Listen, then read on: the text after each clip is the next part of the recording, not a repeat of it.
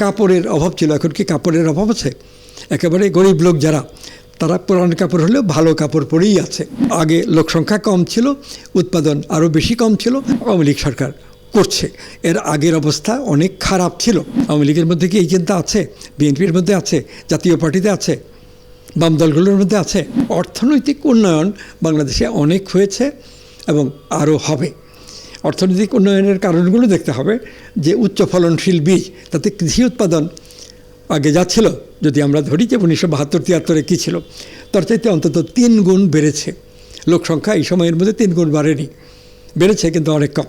তো তার কারণে বাংলাদেশ এখন খাদ্যে মোটামুটি স্বয়ংসম্পূর্ণ। অল্প জিনিসই বিদেশ থেকে আমদানি করতে হয় এবং এই পেঁয়াজ, আদা, ডাল এইগুলো যদি সরকারের তো ডিপার্টমেন্ট আছে এগ্রিকালচার মানে কৃষি উন্নয়নের জন্য, তারা একটু মনোযোগী হয়, একটু সহায়তা করে, তাহলে এই পেঁয়াজ, আদা, কিছু মশলা, ডাল এগুলো বাংলাদেশে উৎপাদন হতে পারে এবং আমাদের জাতীয় প্রয়োজন মেটাতে পারে। কাপড়ের অভাব ছিল, এখন কি কাপড়ের অভাব আছে? একেবারে গরিব লোক যারা, তারা পুরান কাপড় হলেও ভালো কাপড় পরেই আছে। কিন্তু যদি আমরা 1972 সালে যাই, তাহলে দেখব মানে অন্তত 1/3 লোক খুব গরিব ছিল এবং তারা পরিধানের জন্য অল্প কাপড় পেত। এবং এই যে মানে রংপুর জেলার উত্তর দিক, দিনাজপুর জেলা, এমনকি রাজশাহী জেলার কোনো কোনো এলাকা, ওইসব জায়গায় শীতে প্রতি বছরই কিছু লোক মারা যেত, না খেতে পেরে শরীর দুর্বল থাকতো, তার ফলে কোনো একটা অসুখ বিসুখ হলে এই শীতের চাপে মারা যেত। এটা তো প্রধানত অভাবের কারণে কাপড়ের, সেটা তো এখন পৃথিবীর কোথাও নাই। খাদ্যের অভাবও প্রায় সব রাষ্ট্র স্বনির্ভর। তো এইটা একটা বড় উন্নয়নের কারণ। আগে কাপড় তৈরি করতো কেবল তোলা এবং পাট জাতীয় কোনো কোনো মানে গাছ থেকে। এখন কাপড় তৈরি করে কেমিক্যাল পদ্ধতিতে, সিনথেটিক পদ্ধতিতে, তার ফলে অনেক বেশি কাপড় তৈরি করতে পারছে গোটা মানবজাতি এবং আরও বেশি দরকার হলে তৈরি করতে পারে। এখনও যত কাপড় দরকার তার চেয়ে বেশি কাপড় তৈরি করছে, ভালো কাপড়, সুন্দর কাপড়। তো ভাত কাপড়ের সমস্যার মীমাংসা মানবজাতি করতে পেরেছে। আগে লোক সংখ্যা কম ছিল, উৎপাদন আরও বেশি কম ছিল, তার ফলে ভাত কাপড়ের মীমাংসা করতে পারেনি।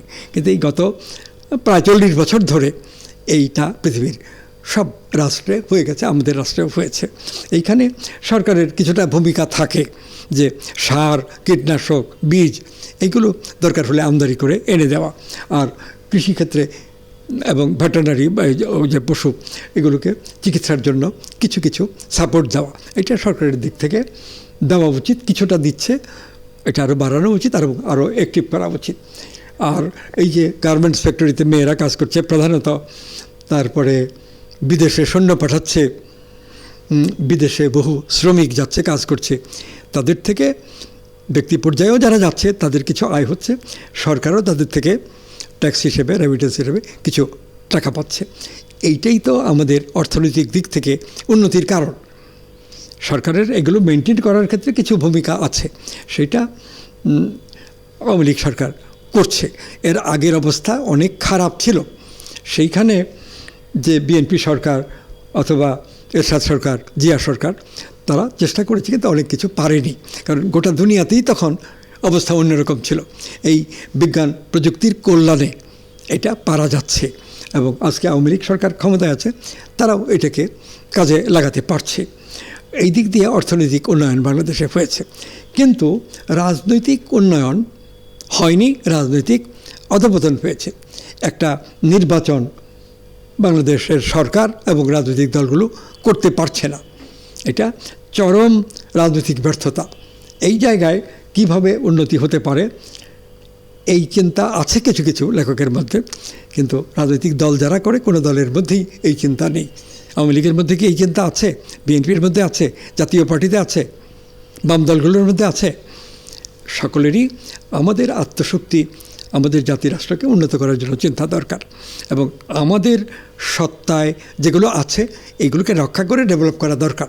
আর আমাদের সত্তায়, জাতীয় সত্তায় যেগুলো নেই এগুলো বাইরে থেকে নিতে হবে, কিন্তু যেগুলো আছে এইগুলো বাদ দিয়ে শুধু বাইরে থেকে নেওয়ার লক্ষ্যে থাকলে তো আমাদের উন্নতি হবে না, সমস্যা বাড়বে।